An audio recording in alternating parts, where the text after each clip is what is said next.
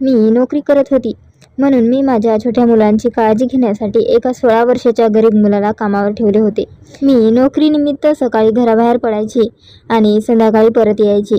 एकदा त्या 16 वर्षाच्या मुलाची तब्येत बिघडली, म्हणून मी त्याला माझे मूल समजून आणि 16 वर्षाचाच तर आहे असे समजून त्याला माझ्यासोबत झोपवले.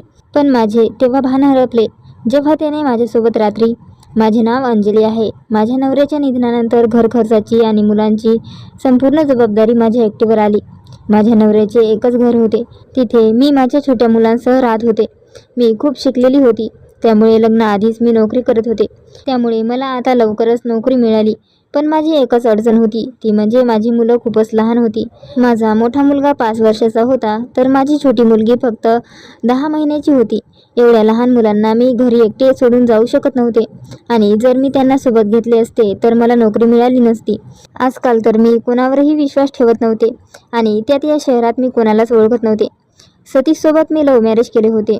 आईबाबांबरोबर भांडण करून मी सतीशसोबत पळून जाऊन लग्न केले होते.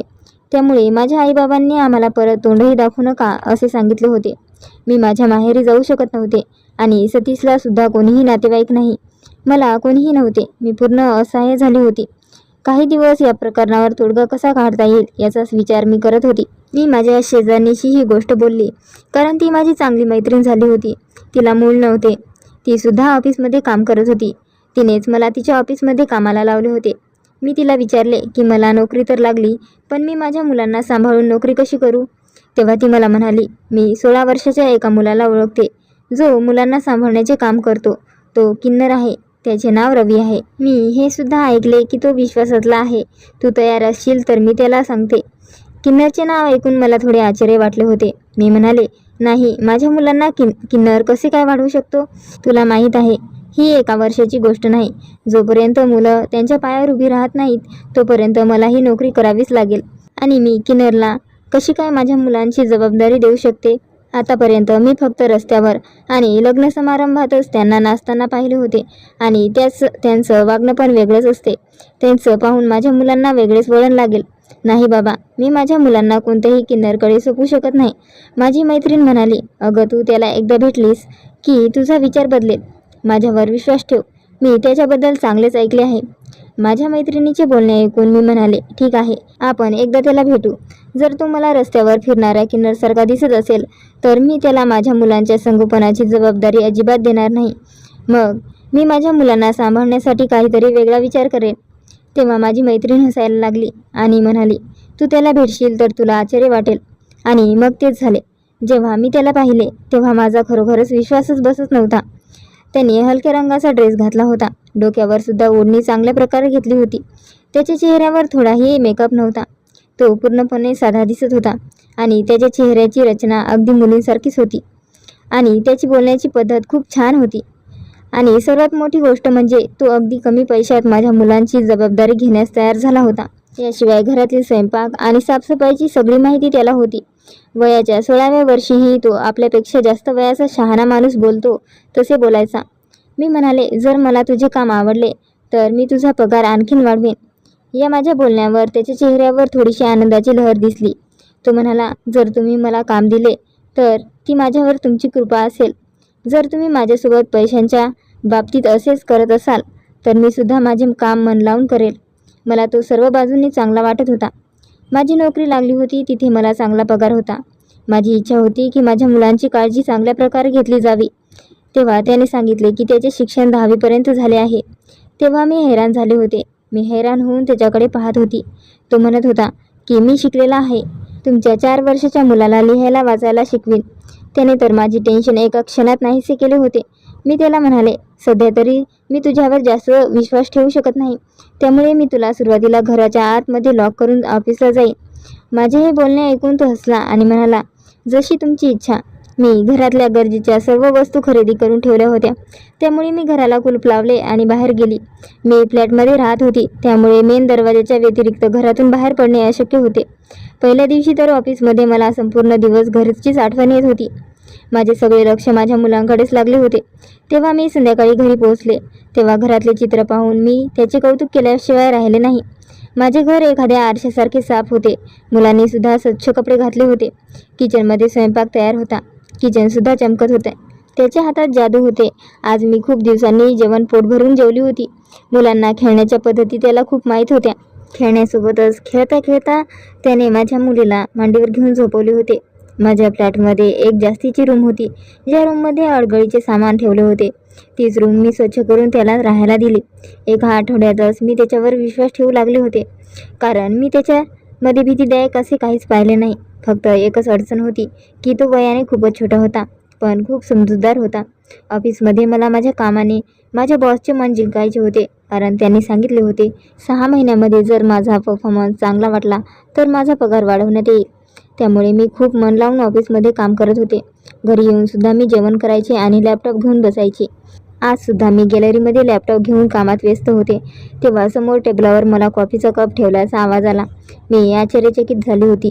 जसे मी माझी नजर वर केली तेव्हा समोर तो रवी उभा होता.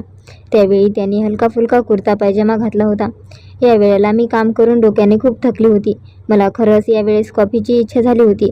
मी विचारच करत होते की थोडेसे काम केल्यानंतर माझ्यासाठी कॉफी बनवून घेईन, पण त्या अगोदरच त्याने माझ्यासाठी कॉफी आणली होती. मला कधी कधी वाटायचे की तो एक जादूगर आहे. जी गोष्ट माझ्या विचारात असते तो तेच काम करून माझ्यासमोर आणून ठेवत होता. मी त्याला म्हणाले, खूप खूप धन्यवाद. मला आता खरंच कॉफीची गरज होती. माझे बोलणे ऐकून तो हसला आणि जमिनीवर बसला आणि मला म्हणाला, जेव्हा आपण बुद्धीचे काम करतो तेव्हा कॉफीची गरज भासते. मी त्याला म्हणाले, मग तू तुझ्यासाठी का नाही बनवली कॉफी? त्यावर तो म्हणाला, मॅडम, मला श्रीमंत माणसाच्या सवयी नाही आहेत. तो तेव्हा जमिनीवर बसला. तेव्हा मी त्याला म्हणाले, तू खुर्चीवर बसत जा, असे खाली बसत जाऊ नकोस. मला खूप वाईट वाटते. तो म्हणाला, तुम्हाला एक गोष्ट सांगू का? मी म्हणाले, काय? सोबतच मी कॉफीचे गरमागरम घोट घेत होते. तो जेवणसुद्धा खूप सुंदर बनवत होता. कॉफीसुद्धा त्याने खूप टेस्टी बनवली होती. मला तर खूप दिवसांनी सुख भेटत होते. तो म्हणाला, मॅडम, प्रत्येकाला त्याच्या लायकीत ठेवा, म्हणजे तो तुमच्या डोक्यावर चढणार नाही. त्याचे हे बोलणे समजले नाही. मी त्याला म्हणाले, याचा काय अर्थ आहे? तो म्हणाला, नोकराला नोकरच राहू द्या, त्याला त्याच्या लायकीतच राहू द्या, आणि मला माझी लायकी चांगल्या प्रकारे माहीत आहे. अशा प्रकारच्या त्याच्या या बोलण्यामुळे त्याने माझ्या मनात आणखीनच स्थान निर्माण केले होते. पण एके दिवशी असे काही झाले त्याचा मी विचारसुद्धा करू शकत नव्हते. आज मला माझ्या बॉसने खुश होऊन लवकरच सुट्टी दिली होती. माझे बॉस मला म्हणाले होते की तुम्ही 2 महिने खूपच कष्ट घेतले आहात, त्यामुळे माझ्याकडून तुम्हाला आज हाफ डे आहे. माझ्या बॉसचे हे बोलणे ऐकून मी खूप खुश झाले होते. माझ्याजवळ एक छोटी गाडीसुद्धा होती. त्यामुळे मी विचार केला की आज संध्याकाळी मी रवीला आणि माझ्या मुलांना हॉटेलमध्ये जेवायला घेऊन जाईल, त्यांच्यासोबत वेळ घालवीन. खूप दिवस झाले होते ऑफिसच्या चक्करमध्ये मी माझ्या मुलांकडे दुर्लक्ष केले होते. पण मला काय माहीत होते की मी जेव्हा घरी जाईन तेव्हा मला खूप मोठा धक्का बसेल. जेव्हा मी घरी पोहोचले तेव्हा मी दरवाजाची बेल वाजवली, तर दरवाजा उघडला गेला नाही. 10-15 मिनिटापर्यंत बाहेरच उभी होती आणि सारखी सारखी बेल वाजत होती, पण कोणीही दरवाजा उघडत नव्हता. असे पहिल्यांदा झाले होते, नाहीतर तो माझ्या एका बेलवर दरवाजा उघडत होता. आता तर माझा जीव खूप घाबरायला लागला होता. मला माझा निर्णय आता चुकीचा वाटू लागला होता. त्याच्या या सांगण्यावरून मी बाहेरून कुलूप लावायचे सोडून दिले होते. मला बाहेरून कुलूप लावून जायला पाहिजे होते. मी त्याला लगेच का सूट दिली काय माहीत. एकामागोमाग एक माझ्या मनामध्ये वाईट विचार यायला लागले होते. माझे मन खूप वाईटरित्या घाबरायला लागले होते. शेवटी आता मी दरवाजावर जोरजोरात हाताने वाजवायला सुरुवात केली. मी जोरजोरात ओरडत होते की दरवाजा उघड, दरवाजा उघड, पण दरवाजा कोणीच उघडला नाही. जसा जसा वेळ निघून जात होता तसा तसा माझा जीव निघून जात होता. मी नाईलाजास्तव समोरच्या फ्लॅटचा दरवाजा वाजवला. तेव्हा माझ्या शेजारणीने दरवाजा उघडला. मी तिला रवीबद्दल विचारले तेव्हा ती म्हणाली, 1 तासापूर्वी मी तुझ्या मुलांना त्याच्यासोबत बाहेर जाताना पाहिले होते. हे ऐकून तर माझा जीवच निघून गेला. मी तिला म्हणाले, तुम्हाला माहीत आहे का तो माझ्या मुलांना कुठे घेऊन गेला आहे? माझ्या डोळ्यातून सतत अश्रू उघळत होते. तेव्हा ती शेजारीण मला म्हणाली, मला नाही माहीत, मी तर त्याला मुलांना घेऊन पायऱ्या उतरताना पाहिले होते. आता तो कुठे गेला आहे कुठे नाही हे मला कसे माहीत असणार? मी पटकन पायऱ्या उतरून खाली गेले. बाहेर वॉचमॅनला विचारले तर तो म्हणाला, हां, मी त्याला गेटमधून बाहेर जाताना पाहिले आहे, पण त्यानंतर मला नाही माहीत की तो कुठे गेला. माझ्या डोळ्यातून अश्रू वाहत होते. माझं पूर्ण जग माझी मुलं होती आणि ती इतकी छोटी होती की स्वतः घरी येऊ शकत नव्हती. मी तर तिथे जोरजोरात रडायला लागली. माझे जीवनच माझ्या मुलांवर निर्भर होते. मी वेळेसारखी रस्त्यावर इकडे तिकडे फिरत होते. कधी उजवीकडे जात होते तर कधी डावीकडे, कधी त्याला विचारत होते तर कधी याला विचारत होते, कोणी माझ्या मुलांना पाहिले आहे का? सगळे मला हैराण होऊन पाहत होते. मुलांना शोधत शोधत मी खूप दूर निघून आले होते आणि आता तर संध्याकाळ सुद्धा झाली होती. अंधार पडायला लागला होता. मी थकून भागून घरी रडत रडत पोहोचले होते. जशी मी सवयीप्रमाणे बेल वाजवली तसा त्याने दरवाजा उघडला. त्याला पाहून तर मला खूप राग आला होता. मला असे रडताना पाहून त्याच्या चेहऱ्यावर काळजी उमटली होती. तो म्हणाला, आज तुम्ही इतक्या उशिरा कसे काय आलात? सगळे ठीक तर आहे ना? आणि तुम्ही का रडत आहात? पण मी ज्या प्रकारे रागात होते मी तशीच त्याला जोरात कानाखाली मारली आणि त्याच्या कुर्त्याच्या कॉलरला धरून जोरात हलवून विचारले की बोल, तू माझ्या मुलांना कुठे घेऊन गेला होतास? तू माझ्या परमिशनशिवाय माझ्या मुलांना कुठे घेऊन जातोस? मला लवकर सांग, नाहीतर मी तुझा जीव घेईन. माझ्या अशा वागण्याने त्याने लगेच माझे हात पकडले आणि मला घरात घेऊन आला आणि दरवाजा बंद करून मला म्हणाला की तुम्हाला काय झाले आहे? तुम्ही कायमच संध्याकाळी ऑफिसवरून परत येता म्हणून मी रोजच मुलांना घेऊन पार्कमध्ये जातो. मी तर पार्कमध्येच गेलो होतो. पार्कमध्ये जाऊन मुलं खूप खुश होतात. मला जर माहिती असते की तुम्ही ऑफिसवरून लवकर येणार आहात तर मी मुलांना घेऊन गेलोच नसतो. मी म्हणाले, तू कोणाला विचारून गेलास माझ्या परमिशनशिवाय माझ्या मुलांना बाहेर घेऊन जायला? माझे बोलणे ऐकून त्याच्या डोळ्यात अश्रू आले. म्हणाला, तुम्ही बरोबर बोलत आहात. माझी फक्त चुकी एवढीच होती की मी तुम्हाला सांगितले नाही. मी किन्नरसुद्धा एक माणूस असतो मॅडम. आम्हाला सुद्धा मन असते. तुमच्या मुलांना 2 महिन्यापासून मी सांभाळत आलो आहे. आता तर मला ते दोघं माझ्या बहीण भावासारखे वाटतात. त्यामुळे त्यांच्या आनंदासाठी त्यांना मी बाहेर घेऊन जातो. याच्यात काही शंका नाही की आम्हाला आमची सख्खी माणसे सुद्धा जवळ करत नाहीत. आमचे लग्न कधीच होत नाही. आम्ही मुलांना सुद्धा जन्म देऊ शकत नाही. पण आमच्या मनात मुलांसाठी ममता, माया, प्रेम जरूर असते. हे म्हणत असताना त्याने त्याचे अश्रूंनी भरलेले डोळे पुसले. माझे मन हे पाहून दुःखी झाले होते. कदाचित मी रागात येऊन खूप काही बोलून गेले होते. मला त्याच्यावर संशय घ्यायला नको होता. असेच काही दिवस निघून गेले. एकदा मी पाहिले की तो माझ्या छोट्या मुलीला खूप बारीक लक्ष देऊन पाहत होता. माझी मुलगी दिसायला खूपच सुंदर होती. तिचे डोळे निळ्या रंगाचे होते आणि केसांचा रंगसुद्धा सोनेरी होता. ती एक बार्बी डॉलसारखी वाटत होती. मी पाहिले होते की तो माझ्या मुलीवर एक वेगळ्याच प्रकारे प्रेम करत होता. म्हणत होता की ही परी मला इतकी आवडते की असे वाटते हिला कायमचे माझे जवळच ठेवावे. नंतर मला माझे विचार बदलायला लागले. मला वाटले की कदाचित माझा पाहण्याचा अंदाज वेगळा असेल. तो तर माझ्या मुलीवर खूप प्रेम करतो. एकदा मी आजारी पडले होते. मला खूप जास्त ताप होता. तेव्हा त्याने माझ्या डोक्यावर रात्रभर थंड पाण्याच्या पट्ट्या ठेवल्या होत्या. सकाळ होताच तो मला म्हणाला की तुम्ही माझ्यासोबत चला, मी तुम्हाला डॉक्टरांकडे घेऊन जातो. मी त्याच्यासोबत डॉक्टरांकडे गेले होते. पण मला दुसरा झटका तेव्हा लागला जेव्हा मी पाहिले की तो माझी गाडी खूप छान पद्धतीने चालवत होता. तो मला एका हॉस्पिटलमध्ये घेऊन गेला. मी डॉक्टरांकडे चेकअप करण्यासाठी कॅबिनमध्ये गेले आणि जेव्हा परत आले तेव्हा तो कोणातरी मुलासोबत बोलत होता. माझ्याकडे त्याची पाठ होती. पण त्याचे बोलणे ऐकून मला खूप मोठा धक्का बसला होता. मी तिथेच परत माघारी फिरले. विचार करू लागले की हे नक्की काय आहे. माझे डोके पूर्ण सुन्न झाले होते. मी तिथे डॉक्टरांच्या दरवाजावर उभे होते जेव्हा तो थोड्या वेळानंतर माझ्याजवळ आला आणि म्हणाला, चला मॅडम. मी हैराण होऊन त्याच्याकडे पाहत होते आणि होमध्ये मान हलवली. मी म्हणाले, हो चल ना. मी घरी परत आले. पूर्ण दिवस मी फक्त त्याच्या बोलण्याचाच विचार करत होते. जे बोलणे तो त्या मुलासोबत करत होता. मला ताप आला होता. तो एक व्हायरल ताप होता. पण माझ्यानंतर त्यालासुद्धा व्हायरल ताप आला होता. मी त्याला म्हणाले की तू माझ्या आजारपणात माझी खूप सेवा केली आहेस. त्यामुळे असे कर, तू माझ्यासोबतच माझ्या खोली झोप. तुझी तब्येत जास्त खराब झाली तर मी तुला डॉक्टरांकडे घेऊन जाईल, नाहीतर तुला औषध देईन.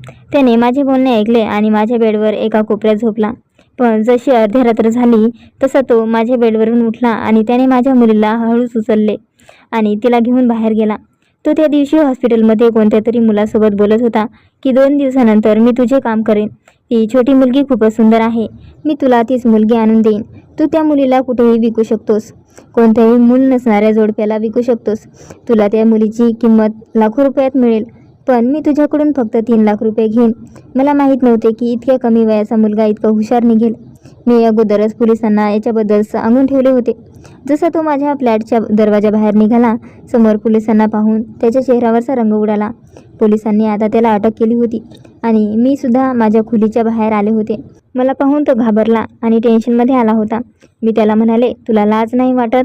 तू माझ्या भावनांशी खेळत राहिलास की तू माझ्या मुलांना आपले समजतोस? इन्स्पेक्टर साहेब, याला तुम्ही अटक करून घेऊन जा. आणि मला माझी मुलगी परत मिळाली. नंतर मी माझ्या मुलांना सांभाळायला एका म्हाताऱ्या आजीला ठेवले, जी विधवा आणि बेसहारा होती. मी त्यांना एका वृद्धाश्रमातून घेऊन आले होते आणि आता त्याच माझ्या मुलांचे संगोपन करतात, त्यांना सांभाळतात. बाहेरून जे आपल्याला दिसते आतून तसे नसते. तो मुलगा किन्नर नव्हताच, तो एक हुशार मुलगा होता आणि असाच लोकांचा विश्वास जिंकून त्यांच्या मुलांना किडनॅप करून पुढे विकायला पाठवत होता. नक्कीच त्याच्या मागे मोठी टोळी असणार. आताही मी हा विचार करते तेव्हा माझा जीव निघून जातो. जर खरंच मला त्या मुलाबद्दल समजले नसते तर माझ्या मुलीचे काय झाले असते. देवालाच माझ्या मुलीचे वाईट होऊ द्यायचे नव्हते, म्हणून त्यानेच मला सद्बुद्धी देऊन माझ्या मुलीला वाचवले.